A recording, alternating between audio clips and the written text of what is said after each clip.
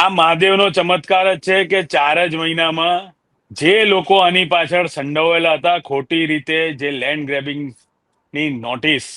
40 વર્ષ રહેતા ઝૂંપડાવાસીઓ, મહાદેવનું મંદિર, સાથે સાથે અમે વાવેલા બિલીવનની જગ્યાને પણ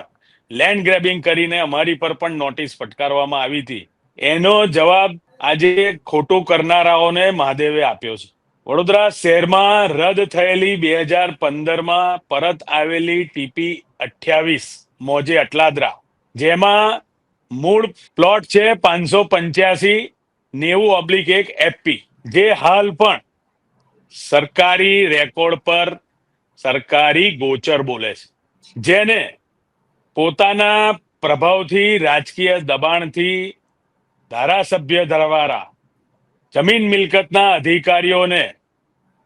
ફોડીને એ જગ્યાનું સરકારી વેલિડેશન કરી અને ખોટી રીતે ખેડૂતને એલોટ કરાવી, ખેડૂતને પ્રીમિયમ ભરવા પૈસા આપી, જમીન એને કરાવી અને પોતે પોતાના ધર્મપત્નીના નામે દસ્તાવેજ કરે છે.